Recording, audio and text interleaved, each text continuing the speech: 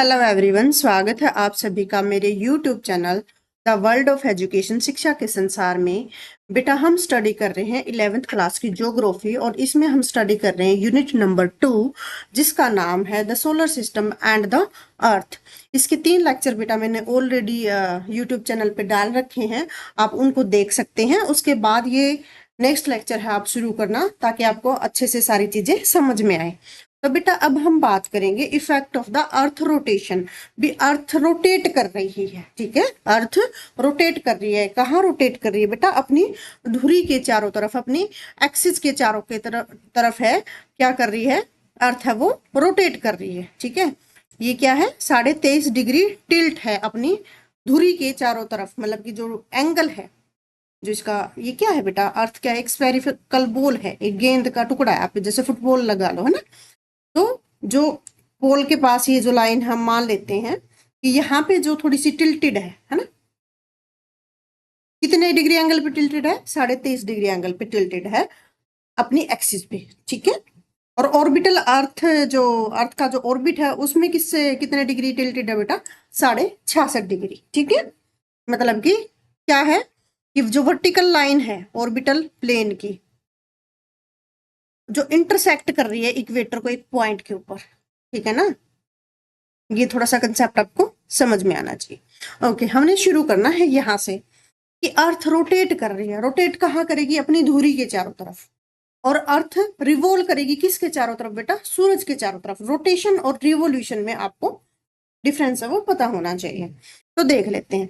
कहते हैं कि अर्थ रोटेट कर रही है, इस वजह से हम सन का राइज और सन का सेट होना देख पाते हैं, मतलब कि सूरज का उगना और सूरज का ढलना है वो देख पाते हैं। तो इसका मतलब ये किसकी वजह से देख पा रहे हैं हम? अर्थ की रोटेशन की वजह से। अब सूरज का उगना और सूरज का छिपना हम देख पा रहे हैं, तो इसका मतलब क्या है बेटा?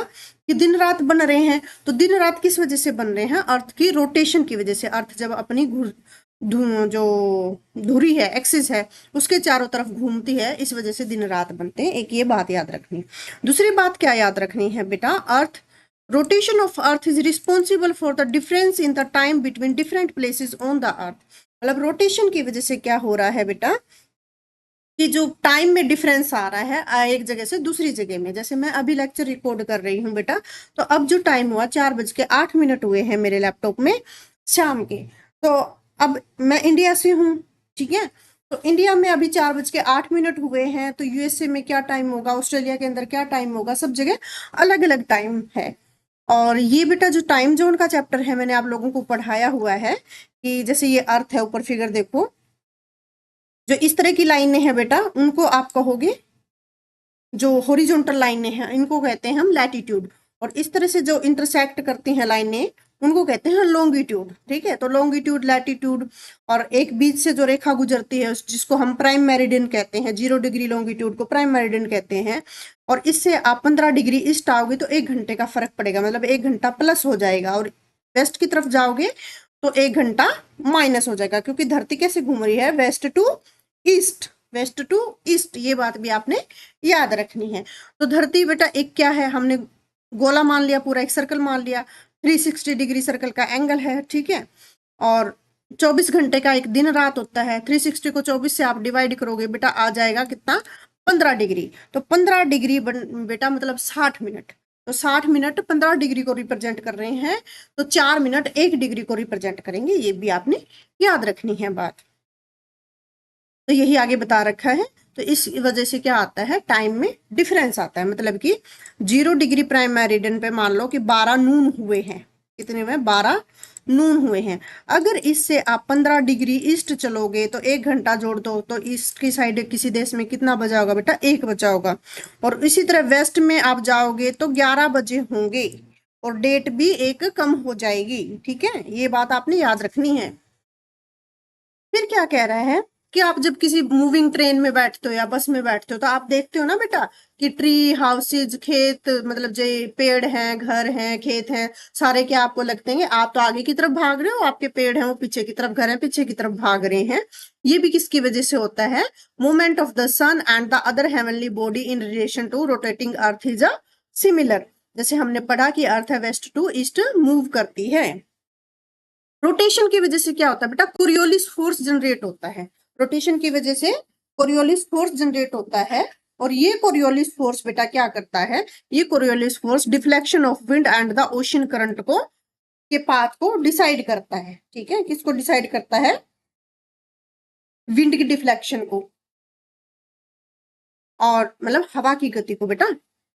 कोरियोलिस फोर्स जो मैक्सिमम होगा बेटा वो कहाँ पे होगा, मैक्सिमम होगा बेटा कोरियोलिस फोर्स पोल्स पे, और अपसेंट होगा बेटा कहाँ पे, इक्वेटर पे, ये याद आपने रखना है। तो Coriolis force maximum at poles and minimum at equator, ये बात आप याद रखोगे। दूसरा, ओशियनिक करंट्स के बारे में हम पढ़ेंगे, मतलब जो पानी है ना, पानी ओशियन का गर्म होता रहता है, ठंडा होता रहता है, सर्कुलेशन बनता रहता है, उसको बोलते हैं ओशियनिक करंट। ये कोल्ड करंट और हॉट करंट दो तरह के होते हैं, और इनमें भी आगे इनके टाइप्स हैं, वो भी हम जरूर पढ़ेंगे बेटा। ठीक है, फिर आता है टाइड। टाइड की मतलब ज्वार भाटे के बारे में सुना है आपने, वो किसकी वजह से होता है बेटा, ग्रेविटेशनल पुल सन का और मून का, साथ ही rotation of the earth responsible है टाइड फॉर्मेशन के लिए। ओके, भी टाइड कितनी लंबी होगी, छोटी होगी, कैसे होगी।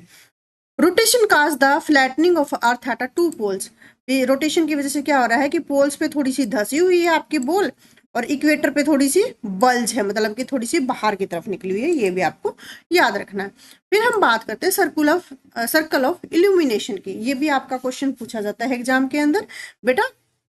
देखो ये लाइन है, यहाँ पे आधे में क्या है, डार्क है, और आधे में लाइट है, मतलब यहाँ पे अभी सूरज है, यहाँ पे अभी सूरज की लाइट है वो नहीं पड़ रही है। तो जो लाइन डार्क को लाइट से सेपरेट करे, एक इमेजिनरी लाइन है, इसको हम बोलते हैं बेटा सर्कल ऑफ इल्यूमिनेशन। सिंपल सी डेफिनेशन है इसकी सर्कल ऑफ इल्यूमिनेशन की, the line around the earth separating the light and the dark known as the circle of illumination.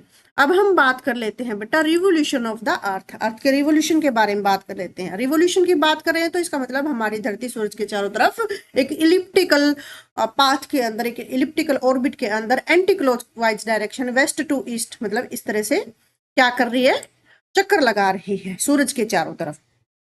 तो हमें पता है बेटा हमारे सन के बीच में और हमारे अर्थ के बीच में कितनी दूरी है बेटा, 150 मिलियन किलोमीटर की दूरी है। ओके, ये आपको याद रखना है कि एवरेज डिस्टेंस इतनी है।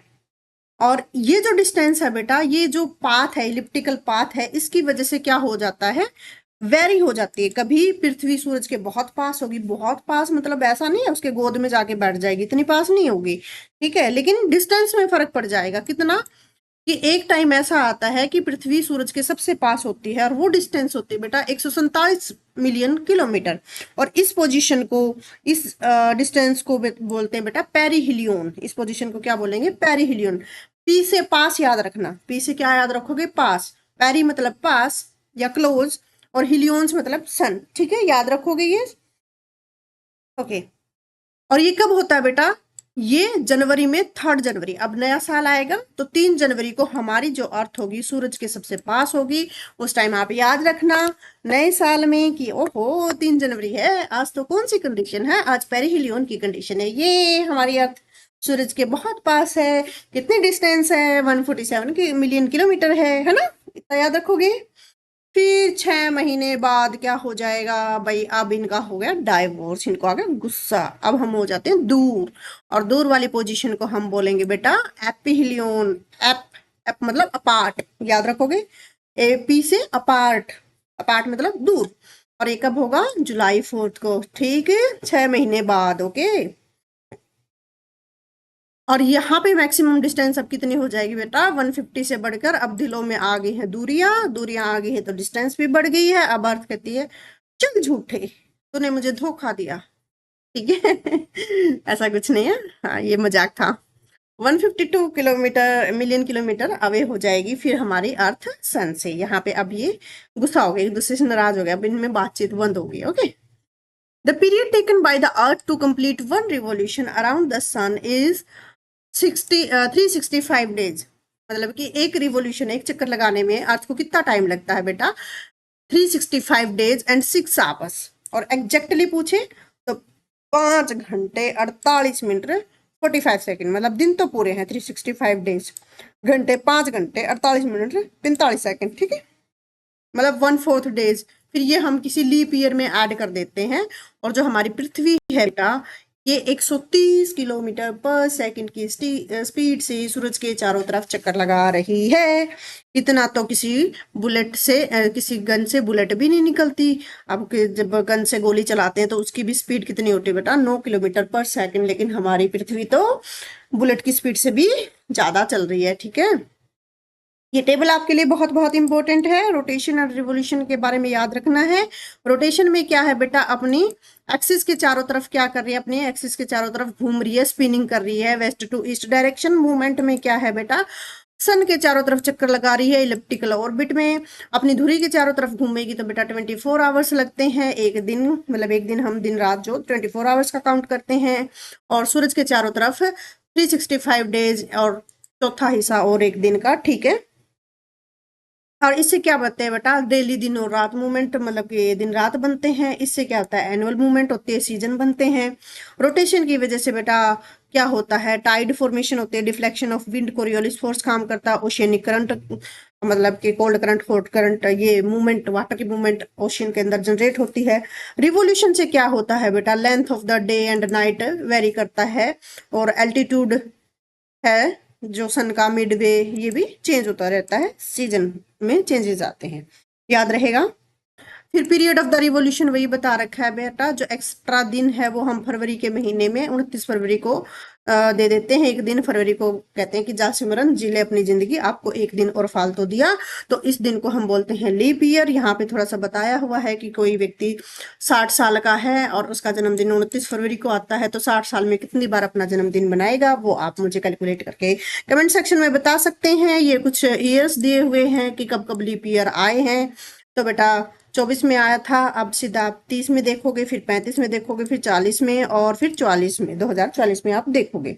फिर हम बात कर लेते हैं बेटा इफेक्ट ऑफ द रिवोल्यूशन की। साइकिल ऑफ द सीजन हमने पढ़ा ना, गर्मी सर्दी ऑटम पतझड़ ऋतु बसंत सब आ जाते हैं ना। लेंथ ऑफ द डे हम कहते हैं कि अब सर्दियां आ रही हैं, जैसे सर्दियों में कहते हैं रातें बड़ी हो जाती हैं, दिन छोटे हो जाते हैं, तो वो किसकी वजह से हो रहा है, रिवोल्यूशन की वजह से। रिवोल्यूशन में क्यों हो रहा है, क्योंकि इलिप्टिकल पाथ की वजह से, सन की पोजीशन की वजह से, ठीक है। Variation in the distribution of the solar energy, है ना भाई, आपको पता है कि जब सूरज की किरणें बिल्कुल सीधी पड़ेंगी तो एक सीधी पड़ेंगे तो इसका मतलब एक थोड़ी सी जगह पे पड़ेंगी बिल्कुल, और थोड़ी जगह पे पड़ेंगी तो वो एरिया गर्म भी हो जाएगा। और तिरछी पड़ेंगी तो बेटा क्या होता है, जब तिरछी पड़ती हैं तो ज्यादा जगह पे पड़ेंगी और लाइट ज्यादा जगह जाएगी, लेकिन गर्मी थोड़ी सी कम हो जाएगी। ओके, इस तरह से अलग अलग टेम्परेचर जोन भी बनते हैं। अब हम बात कर लेते हैं बेटा सीजन की। सीजन क्या कह रहा है कि कंबाइंड इफेक्ट है, ये याद रखना है कि सीजन कंबाइंड इफेक्ट है। रिवोल्यूशन और tilt of its axis 23.5 degree in the same direction through out the year. तो याद रखना एक्सिस की तरफ जो टिल्ट है 23.5 डिग्री अर्थ का, और क्या है, revolution of the earth around the sun, तो दोनों का कंबाइंड इफेक्ट है। 4 सीजन है बेटा, spring summer autumn winter. Spring बसंत ऋतु, समर गर्मी ऋतु, ऑटम पतझड़, और विंटर आपको पता ही है, अब हमारे यहाँ विंटर ही चल रही है, सर्दी चल रही है, ठीक है। तो ये 4 सीजन है हमारे। उसके बाद क्या कह रहा है, eight the latitude at which the sun appear directly overhead change as the earth orbit the sun, मतलब कि वो लैटिट्यूड जहां पे सन डायरेक्टली कहाँ पे होगा, अर्थ के ऑर्बिट पे होगा, तो इससे क्या हो जाता है, पोजीशन है वो चेंज हो जाती है, और कहीं पे क्या होगा, कहीं गर्मी होगी, कहीं पे सर्दी होगी। और अभी कहाँ है हम, अब हमारे यहाँ उत्तर में क्या है, नॉर्दर्न हेमिस्फीयर में सर्दी है, तो इसका मतलब सदर्न हेमिस्फीयर में थोड़ा गर्मी का मौसम होगा। ओके, और अभी देख लेते हैं, हम 2 चीजों के बारे में बात करते हैं, इक्विनोक्स और सोलिस्टिस के बारे में। मतलब कौन सी, इक्विनोक्स का मतलब बेटा होता है इक्वल, और सोलिस्टिस मतलब कोई लंबा पीरियड, ठीक है, इसके बारे में हम बात करेंगे। अब एक फिगर देखो आप, ये हमारा प्यारा सा सन है जिसके बिना हमारी अर्थ पे जीवन संभव नहीं है, ठीक है। तो ये हमारी अर्थ है, प्यारी सी अर्थ है। अब हमने सूरज दादा को ले लिया बीच में, सूरज दादा को बीच में ले लिया, तो क्या है बेटा, अब देखो यहाँ पे जो आपको जगह दिखा रखी है एक 21 मार्च, ठीक है, 21 मार्च, ये क्या है, स्प्रिंग इक्विनोक्स है। और यहाँ पे 23 सितंबर है, ये क्या है, नॉर्दर्न हेमिस्फीयर में ऑटम इक्विनोक्स है। ये दो डेट आप याद रखोगे, 21 मार्च और सितंबर 23 सितंबर को, ठीक है। इसमें क्या हो रहा है बेटा, सन की जो रेज है वो डायरेक्टली कहाँ पड़ रही है बेटा, वो इक्वेटर के ऊपर पड़ रही है। कहाँ पड़ रही है वो, इक्वेटर के ऊपर पड़ रही है, आपको याद रखना है, ठीक है। और 21 जून नॉर्दर्न हेमिस्फीयर का क्या है, समर सोलिस्टिस है। और 22 दिसंबर है वो नॉर्दर्न हेमिस्फीयर में क्या है, विंटर सोलिस्टिस, ठीक है।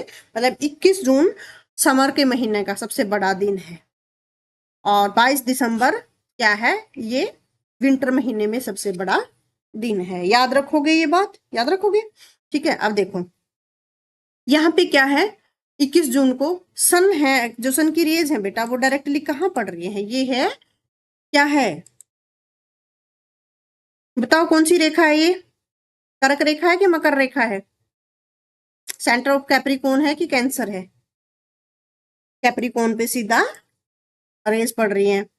फिर धीरे धीरे मूव करेंगे तो यहाँ पे ये देखो 22 दिसंबर को सीधी रेज कहाँ पड़ रही है बेटा, कैंसर पे। कौन सी लाइन पे, कैंसर लाइन पे पड़ रही है, ठीक है। आपको याद रहेगा ये, इक्वेटर, कैप्रिकॉन और कर्क रेखा, मकर रेखा जिसको हिंदी मकर रेखा बोलते हैं, ठीक है, याद रहेगा। ओके, अब देखो आगे हम पढ़ते हैं क्या क्या चीजें होंगी। अब यहाँ पे क्या हो रहा है बेटा, विंटर हो रहा है, यहाँ पे समर हो रहा है, यहाँ पे बसंत ऋतु है। मार्च में देखा ना आपने, दिन मतलब ठीक होते हैं, ना गर्मी होती है ना सर्दी होती है। और सितंबर में भी फिर क्या आ जाता है बेटा, पतझड़ का मौसम आ जाता है। मतलब सितंबर में भी फिर ना ज्यादा ठंड रहती है ना ज्यादा गर्मी वाली बात होती है, ठीक है। अब देख लेते हैं इक्विनोक्स के बारे में, मैंने बता दिया, मतलब इक्वल, जहां पे दिन रात इक्वल हो। Equinox occur when the Earth reaches the point in its orbit, equatorial and the orbital plane intersect। आपको पता है कि जहां पे ऑर्बिटल प्लेन और जो इक्वेटोरियल प्लेन है वो एक दूसरे को इंटरसेक्ट करेंगे तो सन है वो डायरेक्टली ओवरहेड करेगा। ये याद रखना है, 21 मार्च की बात कर रहे हैं अभी हम। तो 21 मार्च को क्या है, सन डायरेक्टली ओवरहेड कर रहा है इक्वेटर को, ठीक है, थ्रू आउट द वर्ल्ड। इसमें क्या होगा, जो ऑल प्लेसेस हैं equal hours of a day होगा और equal hours of the night होगा, मतलब कोई चेंज नहीं होगा। और इसको बोलेंगे बेटा स्प्रिंग इक्विनोक्स, याद रखना है। फिर आता है पोजीशन ऑन द 23 सितंबर, इसको क्या बोलेंगे, ऑटम इक्विनोक्स। क्या बोलेंगे, ऑटम इक्विनोक्स। और यहाँ पे जो सन डायरेक्टली ओवरहेड करेगा इक्वेटर पे सितंबर को, अगेन 23 सितंबर को, ठीक है, याद रहेगी इतनी सी बात। फिर सोलेस्टिस की बात कर लेते हैं। अब बात करते हैं बेटा 21 जून की, ये जो पोजीशन मैंने आपको दिखाई थी 21 जून वाली, ये वाली पोजीशन, ठीक है। ये क्या कह रहा है कि जो नॉर्थ पोल है वो इंक्लाइंड होगा और टिल्टेड होगा, किसकी तरफ बेटा, सन की तरफ। ये देखो नॉर्थ पोल थोड़ा सा टिल्टेड है, किसकी तरफ है, सन की तरफ है। तो इससे क्या होगा, और साउथ पोल क्या होगा, टिल्ट होगा अवे फ्रॉम द सन। तो इसका मतलब नॉर्थ पोल पे क्या होगा, मैक्सिमम लाइट आवर्स होंगे, ठीक है। ज्यादा ज्यादा मतलब जो सूरज की रोशनी कहाँ होगी, नॉर्थ पोल के अंदर होगी, ठीक है, नॉर्थ वाले हिस्से में होगी। The rays of the sun fall vertical at the tropic of cancer, कर्क रेखा मकर रेखा पता है ना। तो यहाँ पे कहाँ है, कहाँ पे पड़ रही है, sun fall vertically at the tropic of Cancer. ये देखो ये हमारी क्या है, ट्रॉपिक ऑफ कैंसर है, यहाँ पे डायरेक्टली सन की रेज जा रही है। तो नॉर्दर्न हेमिस्फीयर में क्या होगा बेटा, दिन होंगे लंबे होंगे, देन नाइट, मतलब नाइट के कंपैरिजन में दिन क्या है हमारे, लंबे हैं। It is summer in the northern hemisphere, obvious सी बात है कि 21 जून में हमारे यहाँ जून में क्या होती है, गर्मी होती है। और नॉर्दर्न हेमिस्फीयर में गर्मी होगी तो सदर्न हेमिस्फीयर में क्या होगी बेटा, सर्दी होगी। तो 21 जून को क्या बोला जाता है, समर सोलिस्टिस बोला जाता है। सबसे बड़ा दिन क्या है, 21 जून है नॉर्दर्न हेमिस्फीयर में, याद रखेंगे आप, भूलेंगे नहीं। Position of the earth on the 22 दिसंबर, अब देख लो, अब 22 दिसंबर की बात कर रहे हैं तो साउथ पोल सन की तरफ टिल्टेड होगा और नॉर्थ पोल सन से दूर होगा। अब हमारा नॉर्थ पोल सन से दूर है, नॉर्दर्न हेमिस्फीयर सन से दूर है, तो हमारे यहाँ क्या है, सर्दी है। और उसमें क्या होगा, सदर्न हेमिस्फीयर में क्या होगा बेटा, गर्मी होगी, ठीक है। तो यहाँ पे क्या होगा, जो सन की रेज है वर्टिकली कहाँ पे पड़ेंगी, डायरेक्टली कहाँ पे पड़ेंगी, ट्रॉपिक ऑफ कैप्रिकॉन पे पड़ेंगी। तो great part of the southern hemisphere get the direct rays from the sun, ठीक है। obvious सी बात है कि सदर्न हेमिस्फीयर में ज्यादा सनरेज है, तो क्या होगा वहां पे, बताओ मुझे। So days are long, southern hemisphere में क्या होगा, दिन है वो लंबे होंगे, रातें क्या होंगी, छोटी होंगी। और नदर हेमिस्फीयर में क्या होंगी, नाइटें लंबी होंगी देन डे टाइम। ठीक है, सदर्न हेमिस्फीयर में इस टाइम क्या होगी बेटा, समर होगी, और नदर्न हेमिस्फीयर में विंटर होगी, और विंटर में हमारे यहाँ रातें लंबी होती हैं और दिन छोटे होते हैं। ओके, 22 दिसंबर को क्या बोला जाता है, विंटर सोलिस्टिस बोला जाता है। ट्रॉपिक ऑफ कैंसर पे वर्टिकली लाइन और जो सनरेज है वो पड़ती हैं, भूलना नहीं है। अभी हम बात करते हैं इक्लिप्स की, मतलब कि जो ग्रहण लगते हैं उनकी बात करते हैं। एक बात याद रखनी है बेटा, ग्रहण के समय में ये हमारे सूरज मामा है, ये हमारी अर्थ है, ये हमारे सूरज को क्या बोलेंगे, सूरज दादा बोल देते हैं, चंदा को मामा बोलते हैं ना ठीक है, ये हमारे सूरज दादा हैं, ये हमारी अर्थ है, और ये हमारे चंदा मामा हैं। तो सूरज हमेशा अपनी पोजीशन पे रहेगा, सूरज की पोजीशन नहीं बदलेगी। पोजीशन जब भी कोई ग्रहण लगता है, चाहे सूरज ग्रहण हो चाहे चंद्र ग्रहण हो, पोजीशन हमेशा अर्थ की और मून की चेंज होती है, सूरज कभी भी बीच में नहीं आएगा। ये बात अपने दिमाग में, जहन में, दिलो दिमाग में बिठा लेनी है। ओके, अब इक्लिप्स का मतलब क्या होता है, इट इज अ कंप्लीट और अ partial obscursion of a light from a celestial body, it passes through the shadow of another celestial body। ठीक है, समझ आया ये क्या कह रहे हैं, कि या तो कंप्लीट मतलब पूर्ण तरीके से, या पार्शल या हाफ तरीके से क्या होगा, कि लाइट में ऑब्स्कर्शन आएगा, मतलब कि लाइट पहुंच नहीं पाएगी। कहाँ नहीं पहुंच पाएगी बेटा, सेलेस्टियल बॉडी, और हमारी सेलेस्टियल बॉडी क्या है, अर्थ है। ठीक है, और इसकी शैडो पास करेगी, इसकी छाया दूसरी सेलेस्टियल बॉडी मतलब मून पे पास करेगी। ठीक है, मून और अर्थ के बीच में खेला है, वो एक दूसरे से छुपम छुपाई करते रहते हैं। और इसी छुपम छुपाई की खेल में हमारे पास दो तरह के ग्रहण लग जाते हैं, एक को बोलते हैं सूरज ग्रहण जिसका नाम है सोलर इक्लिप्स। ये कब होता है ये आपको याद रखना है, ये न्यू मून के डेज में होता है। मतलब न्यू मून कब होगा बेटा, अमावस्या, अमावस्या याद रखना है, सूर्य ग्रहण अमावस्या के दिन लगता है। When the moon is between, अब अमावस्या का दिन है तो इसका मतलब मून है किसके बीच में आ रहा है, सन और अर्थ के बीच में आ रहा है।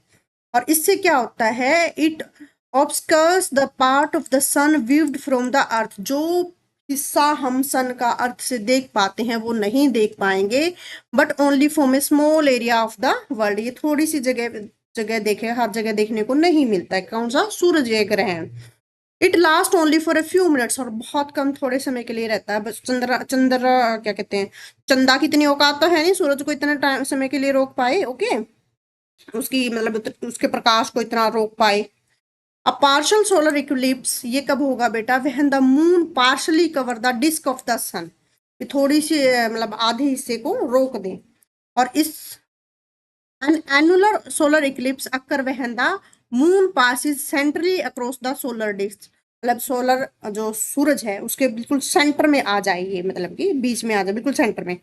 During total solar Eclipse the moon shadow is a short, moon की छाया है वो शॉर्ट होगी, और मतलब इतने थोड़े समय के लिए होगी, enough to cover the whole sun, मतलब एक बार हमें ऐसा लगेगा कि हम सूरज को देख नहीं पा रहे हैं, सूरज को ढक देगी। Okay, the outer region still glow, और कई बार हमें लगता है कि देखो हमें सूरज ऐसे दिखेगा, मैं इसको थोड़ा और किसी कलर से नहीं कलर कर सकते। ठीक है, तो अगर इसको आप फिल कर दे तो बाहर की सिर्फ एक रिंग सी आपको दिखाई देगी, है ना, बीच में डार्क और बाहर से ग्लो करता दिखेगा। तो ऐसी पोजीशन को बोलेंगे बेटा डायमंड रिंग। क्या बोलेंगे, डायमंड रिंग। और ये कब होता है बेटा, फुल मून पोजीशन के दौरान ये होता है। ठीक है, याद रहेगा। Okay, when the earth is between the sun and the moon. तो हो गलत बताया मैंने, I am sorry, I am sorry, I am very very sorry. हम बात कर रहे थे डायमंड रिंग की। ठीक है, डायमंड रिंग, तो बात कर रहे थे डायमंड रिंग, मतलब कि आपको जो सूरज है वो पूरी तरह से ढका गया है चंद्रमा की छाया से, और सिर्फ बाहर से चमकता हुआ एक सर्कल दिख रहा है जिसको हम बोलते हैं डायमंड रिंग। अब बात कर लेते हैं बेटा सोलर इक्लिप्स की, हमने बात कर ली, हम बात करेंगे लूनर मतलब कि चंद्र, लूनर मतलब चांद। ठीक है, चंद्र ग्रहण की बात करेंगे। तो सूर्य ग्रहण कब लग रहा था? अमावस्या को। अब चंद्र ग्रहण कब लगेगा? इसका मतलब ये लगेगा हमारा पूर्णिमा को। ऑब्वियस सी बात है, अपोजिट ही करना, वाइस वर्सा करना है, टेंशन नहीं लेनी कि बिल्कुल भी। ये कब होगा? Full moon. और फुल मून कब होगा? अब आ गई हमारी अर्थ की बारी। अब अर्थ आ जाएगी किसके बीच में? सूरज और चांद के बीच में। और सूर्य ग्रहण के बीच उसमें क्या आ रहा था? चांद बीच में आ रहा था। ठीक है, देखो देखो देखो देखो, ये तो है हमारा सन, ये है हमारा मून। अरे सन को थोड़ा बड़ा बनाते हो। और ये है हमारी अर्थ। ठीक है, हमें लगाना है सूर्य ग्रहण। सूर्य ग्रहण जब लगाना है तो हम चंदा मामा को बीच में ले आएंगे। ठीक है, मामा ही बिचौलिया बनेगा यहाँ पे। अब सन मतलब सन की और अर्थ की बहन भाई की लड़ाई हो गई है अभी। ठीक है, बहन भाइयों की लड़ाई जब बीच में हो गई है तो कौन बीच में आ रहा है? मामा समझौता करवाने आ रहा है कि कल, अरे बच्चों मान जाओ, ऐसे नहीं करते भाई। ठीक है, फिर हमने लगाना है चांद को ग्रहण। चांद को ग्रहण रहेंगे तो अब हमारा मामा गया रूस। ठीक है, अब मामा हो गया हमारा नाराज। तो हमारी अर्थ बहना आई है किसको मनाने? हमारी अर्थ बहना आई है मामा और भांजे का समझौता कराने। ठीक है, मतलब कि जब लूनार एक्लिप्स होगा तो अर्थ बीच में होगी, जब सोलर एक्लिप्स होगा तो मून बीच में होगा। याद रखना है, बिल्कुल नहीं घबराना है। ओके, तुम मुझे एक बात बताओ, क्या कभी सनबीन के बीच में आ सकता है क्या? अगर आ सकता है तो क्यों, और नहीं आ सकता तो क्यों नहीं? मुझे कमेंट सेक्शन में आप जरूर बताना। ठीक है, ओके। अब क्या होगा कि हमारा जो लूनर मतलब चंद्र ग्रहण होगा ये फुल मून पोजीशन के दौरान होगा, तो अर्थ बीच में आ गई है सन के और मून के बीच में। और जो अर्थ की शैडो है बेटा, वो मून जो हमें दिख रहा है उसको क्या कर देगी? मतलब कि उसको छुपा देगी। ठीक है, अब पार्सल मतलब बीच बिचाले वाला छोटा जो आधा जो लूनर एक्लिप्स है वो कब होगा? Only a part of the moon surface is obscured by earth umbra. Earth अम्बरा ये दो हैं, अम्बरा और विनम्रा, ये याद रखना है। ये कैसे याद रखोगे बेटा?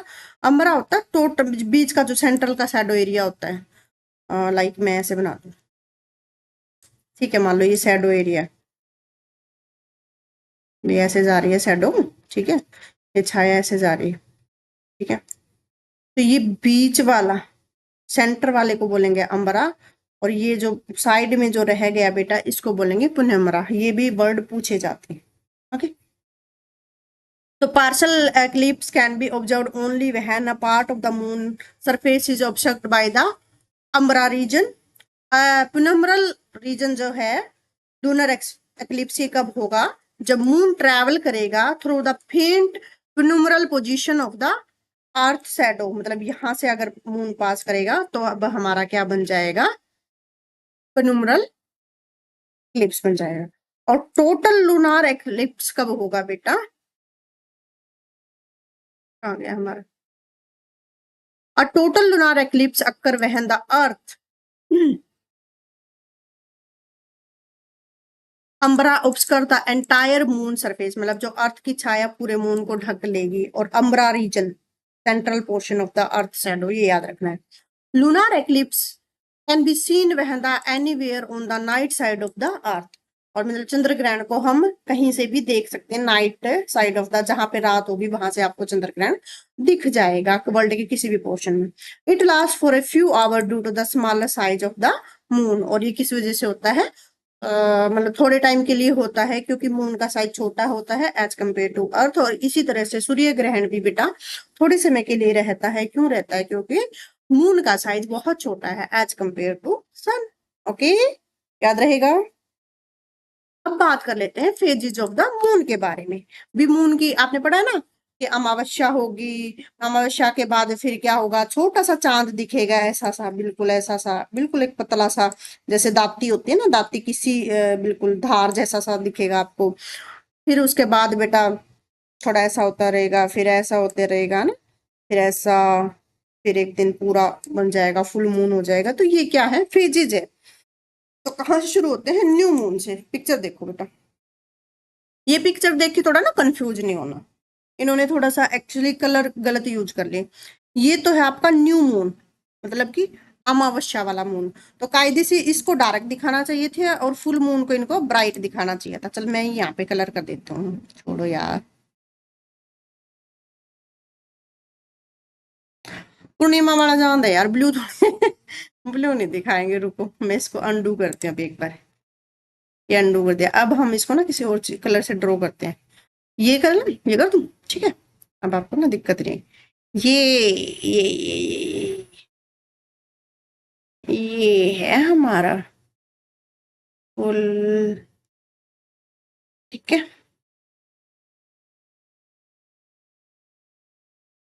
हम्म, अभी मैं कर रही हूँ कलर, ऐसे मतलब सोचना कि मैं रुक गई हूँ बीच में, वीडियो पॉज कर दी, ठीक है। मैं आप लोगों के लिए कर रही हूँ, टेंशन नहीं लेना, ओके।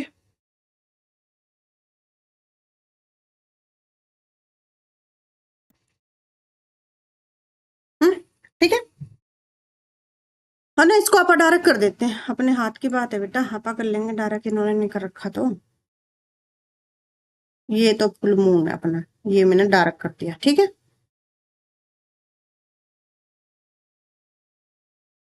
और ये जो दिख रही है ना जगह, इसको आपा करेंगे, पहले इसको मैं डार्क कर दूं।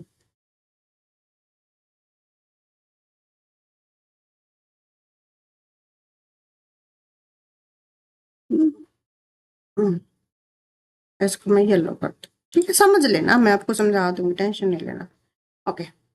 ये देखो, ये फिगर देखो, ये तो है हमारी अर्थ माता, ठीक है। न्यू मून, न्यू मून मतलब कि आपका अमावस्या का दिन है। अरे अमावस्या का दिन है तो काला ही करना है, ठीक है। हमारा अमावस्या का दिन है, चांद हमारा फुल काला है, काला काला काला, ठीक है। ये हमारा है न्यू मून, क्या है, न्यू मून है। अब धीरे धीरे फिर क्या होगा बेटा, नेक्स्ट जो फेज आएगा ना मून का, उसको बोलेंगे न्यू मून के बाद जो अगले दिन आपको जो जैसे चांद दिखेगा, उसको बोलेंगे वैक्सिंग क्रीसेंट। क्या बोलेंगे, वैक्सिंग क्रीसेंट, मतलब सिर्फ आपको हल्का सा, मैंने आप पहले बताया था ना, जैसे थोड़ी सी, जैसे हमारी दाती होती है, इस शेप का थोड़ा सा आपको विजिबल दिखेगा चांद, दिखता है ना, आप देखना कभी आसमान में बहुत सुंदर दिखता है, ठीक है। ये बेटा स्टेज होगी वैक्सिंग क्रीसेंट। फिर एक स्टेज आएगी, आपको ऐसे पूरा डी शेप का दिखेगा, ये मतलब आधा चांद दिखेगा आपको, ठीक है। इसको बोलेंगे हाफ फर्स्ट क्वार्टर। क्या बोलेंगे, हाफ फर्स्ट क्वार्टर। फिर क्या होगा कि ऑलमोस्ट हमारा क्या हो जाएगा, ये ऑलमोस्ट हमारा बड़ा सा चांद दिखने लगेगा हमें, ठीक है। लेकिन थोड़ा सा पोर्शन हमारा रह जाएगा ब्लैक, थोड़ा सा पोर्शन रह जाएगा ब्लैक, है ना। जैसे यहाँ पे दिखा था वैक्सिंग क्रीसेंट की जगह अब ये वैक्सिंग गिबस आ गया। वैक्सिंग गिबस में क्या होगा बेटा, ऑलमोस्ट आपका चंदा मामा क्या हो जाएगा, चंदा मामा ऑलमोस्ट आपका कैसा दिखेगा, बड़ा ही दिखेगा, मतलब चमकीला दिखेगा। और फिर आता है हमारा 14 दिन बाद फुल मून। अब हमारा ये जो मून होगा चमकदार चमकीला सा, बहुत सुंदर सा, सूरज की तरह चमकता हुआ आसमान में आपको दिखेगा। फिर डे 18 को क्या होगा बेटा, वैक्सिंग वैनिंग गिबस होगा। क्या होगा, वैनिंग गिबस होगा। अब क्या होगा कि आपको धीरे धीरे घटता दिखाई देगा, मतलब अब चमकीला पोर्शन थोड़ा थोड़ा कम होता जाएगा, और लास्ट में आएगा बेटा क्वार्टर हाफ मून, मतलब आधा चमकीला और आधा ऐसे दिखेगा, हाफ शेप दिखेगी। और फिर क्या आएगा आपका वैनिंग क्रीसेंट, और पूरा अब आपको क्या दिखेगा, डार्क होता दिखेगा। और 29वें दिन जम्मा ही नहीं दिखेगा चांद, और इसको बोलेंगे अमावस्या को। आई होप आपको ये फिगर समझ आया होगा, मैं समझाने में सक्सेसफुल रही होंगी। नहीं रही हूं तो भाई और बहनों मुझे अब बता देना, मैं फिर से कोशिश करूंगी, ठीक है। तो फटाफट से टेक्स्ट से पढ़ लेते हैं क्या लिखा हुआ है।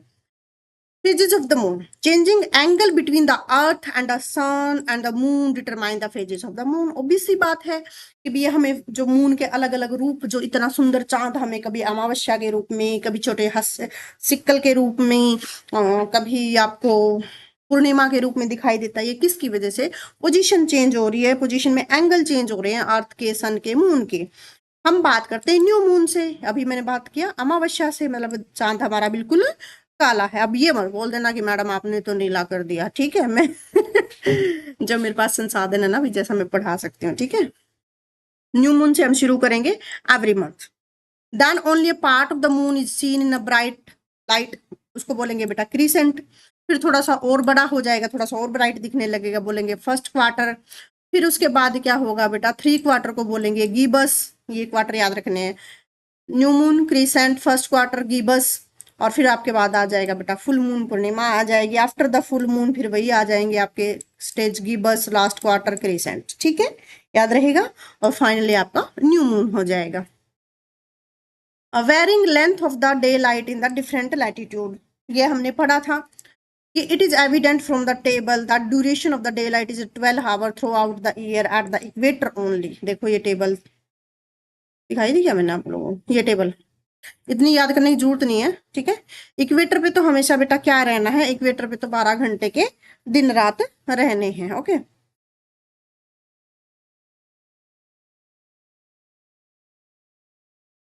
अब ये क्या कह रहे हैं, as one move away from the equator seasonal variation duration of the day light increase. जैसे जैसे हम इक्वेटर से ऊपर की तरफ जाएंगे, डे लाइट की ड्यूरेशन है वो इंक्रीज होती रहेगी, सीजनल वेरिएशन है वो आते रहेंगे। और duration of the day light है maximum at the polar region, भी डे लाइट की जो ड्यूरेशन है मैक्सिमम कहाँ पे होगी बेटा, पोल्स पे होगी। ये भी आपको याद रखना है। उसके बाद effect of the spherical shape of the अर्थ, भी इसके क्या इफेक्ट है। Variation in the amount of the solar radiation received, आपको पता है कि इसकी वजह से जो हमारा जो अर्थ का जो शेप है, तो उससे हमें कितनी रेडिएशन मिल पाती है वो भी डिसाइड होती है। If the earth were a flat surface, कहता अगर फ्लैट होता तो oriented at a right angle to the sun all the places on the earth would have received the same amount of the radiation. भाई flat होता तो सारी जगह बराबर रेडिएशन मिलती, बट अर्थ हमारी क्या है, जियोइड है, स्फेरिकल है। जियोइड थोड़ा सा देख लो, आपको समझ आ जाए तो भाई,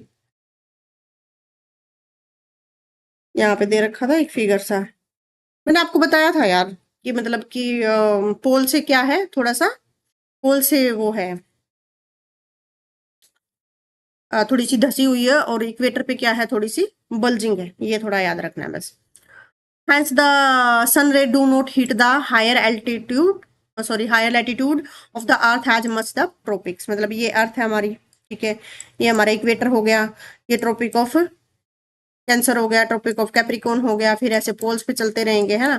तो मैक्सिमम है जो हीट है यहाँ पे पड़ेगी आपकी, फिर लाइट आपकी ट्रॉपिक ऑफ कैप्रिकॉर्न या कैंसर पे पड़ेगी। जैसे जैसे मतलब चाहे नॉर्थ पोल की तरफ जाओ या साउथ पोल की तरफ जाओ, तो लाइट है जो रेज है वो कम होती जाएंगी। एज वी मूव नॉर्थ और south of this location sun rays strike at a decreasing angle. Angle इनका देखो भी ऐसे है कि मान लो ये हमारी अर्थ है, ये इक्वेटर है, ये ट्रॉपिक ऑफ कैंसर है, ये ट्रॉपिक ऑफ कैप्रिकॉर्न है, ये नॉर्थ पोल है, ये साउथ पोल है, और ये सन है। अब सन की रेज ऐसे इक्वेटर पे तो मैक्सिमम पड़ेंगी, लेकिन धीरे धीरे ऐसे तो क्या हो जाएंगी, जैसे जैसे तिरछी होंगी तो एंगल बढ़ता रहेगा, एंगल बढ़ता रहेगा तो बेटा क्या होगा, सन रेज का जो इफेक्ट है वो भी कम होता रहेगा। ओके, अब क्या कह रहे हैं the yearly fluctuation in the angle of the sun rays and the length of the days change with a continual change in the earth position or orbit around the sun। क्योंकि inclination angle कितना है बेटा, सन के reference में 66.5 degree, और खुद के और एक्सिस में 23.5 डिग्री, ये आपको याद रखना है। Difference in the angle of the sun rays striking different part of the earth, ये भी हमने देख लिया कि पोल की तरफ जाएंगे रेज है वो spread over the region beyond the arctic and the antarctic circle in extremely slanting manner. जब भी ऐसे ऐसे तिरछी होती रहेंगी पोल की तरफ जाओगे तो, ये मान लो ऐसे रेज पड़ रही हैं तो यहाँ पोल है तो तिरछी होगी ना, स्लांटिंग मतलब तिरछा। उसके बाद क्या कह रहे हैं, lower degree of the latitude higher the temperature, भी जितना लैटिट्यूड कम डिग्री का होगा उतना वहां पे टेम्परेचर ज्यादा होगा।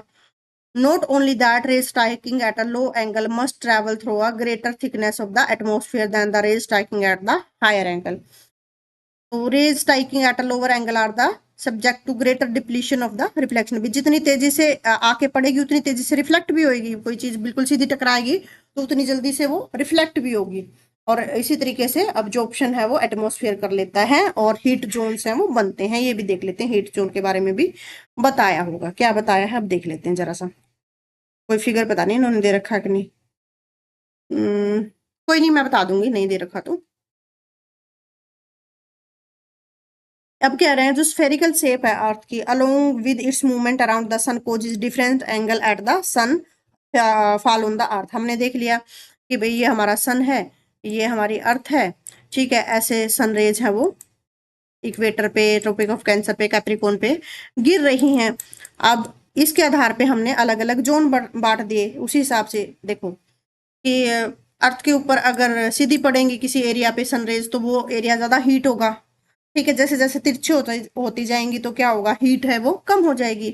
तो जो वर्ल्ड है उसको हमने 3 डिस्टिंक्ट हीट जोन में बांट दिया बेटा, टेम्परेचर के हिसाब से भी कोई जगह कितनी गर्म है कितनी ठंडी है। There are torrid zone, question पूछे जाते हैं हीट जोन के बारे में। टोरिड जोन, टेम्परेट जोन और फ्रीजिड जोन। जैसे आपको लग रहा है टोरिड जोन, यहाँ पे मतलब ज्यादा गर्मी होगी। टेम्परेट मॉडरेट टाइप की गर्मी होगी। फ्रीजिड बिल्कुल ही ठंडा इलाका होगा, ठीक है, नाम से ही पता लग रहा है। ओके, और ये कब होगा देखो, या थोड़ा सा मान लो ये हमारी प्यारी सी अर्थ है। आप भी कहोगे मैडम कितनी बार अर्थ बनाओगे, यार कोई बात नहीं, आपको समझ आना चाहिए। ये है हमारा इक्वेटर, और यहाँ मान लो मैं छोटा सा सन बना रही हूँ, ठीक है। यहाँ पे पड़ रही है गर्मी, ये सनरेज है सीधी आ रही है। इक्वेटर के जो आसपास वाला रीजन है बेटा, इसको बोलेंगे हम टोरिड जोन, ठीक है। फिर आते बेटा हमारे ट्रॉपिक ऑफ कैप्रिकॉर्न, और नीचे ट्रॉपिक ऑफ कैंसर। तो यहाँ का जो जोन है बेटा, यहाँ का जो जोन है इसको बोलेंगे बेटा टेम्परेट जोन, ना बहुत गर्मी और ना कोई ज्यादा सर्दी। फिर जाएंगे बेटा पोल की तरफ, पोल की तरफ जाएंगे तो सनरेज बहुत ही कम हो जाएंगी, तो इसको बोलेंगे बेटा फ्रीजिड जोन। क्या बोलेंगे, फ्रीजिड जोन, ये याद रखना है। Time zones of the world, वैसे तो मैंने लेक्चर्स आपको करवा रखा है, आप एक बार जाके देख सकते हो, ठीक है। कराऊं मैं आप लोगों को यहाँ पे, ऐसे तो मैंने कराया ही हुआ है बेटा। यही वही बात बता रखी है कि जो अर्थ है वो 360 को आप डिवाइड करोगे 24 घंटे से, मतलब कि सर्कल है ना, सर्कल 360 डिग्री का एंगल है, इसको 24 घंटे से डिवाइड करोगे तो 15 डिग्री। 15 डिग्री लॉन्गिट्यूड पे मतलब 1 घंटे को रिप्रेजेंट करता है, और 4 मिनट बेटा 1 डिग्री लॉन्गिट्यूड को रिप्रेजेंट करते हैं। ये प्राइम मेरिडियन है 0 डिग्री पे। आप इस साइड जाओगे तो 1 घंटा प्लस कर देना 15 डिग्री के हिसाब से, 15 डिग्री अगर वेस्ट जाओगे तो 1 घंटा माइनस कर देना है बेटा। यही बताया हुआ है ये 90 डिग्री नॉर्थ है, 90 डिग्री साउथ है, कौन सा 0 डिग्री प्राइम मेरिडियन, ये सब वही बताए हैं। अब मेरा वो टाइम जोन वाला लेक्चर देख लेना आप, यहाँ पे टाइम वेस्ट नहीं करेंगे, ओके।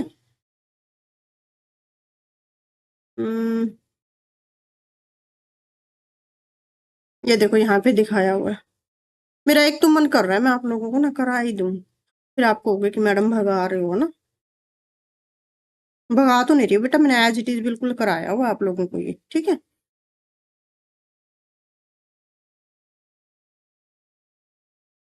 बिल्कुल सारा वही का वही है ये चैप्टर। हम्म, बस इस तरह से हमारा ये चैप्टर फिनिश होता है। प्लीज मेरा वो लेक्चर देख लेना, नहीं तो फिर यहाँ पे समय बर्बाद करने का कोई फायदा नहीं है। देख लो जी, सारी चीजें वही बता रखी है इसके अंदर। यहाँ पे कुछ दे रखा है, डार्क एनर्जी क्या होती है, theoretical form of the energy postulated to act an opposition of the gravity occupy the entire universe. भी डायरेक्ट एनर्जी के बारे में बता रहा है। मैग्नेटिक फील्ड क्या होती है, एक फोर्स फील्ड है that is created by moving electrical charge. Magnetic dipole होता है, मतलब दो पोल होते हैं, exact force on the other near moving charge भी अपनी तरफ अट्रैक्ट करते हैं। पेनोरमा आपको बताया था, partial shaded outer region of the shadow cast by an opaque object.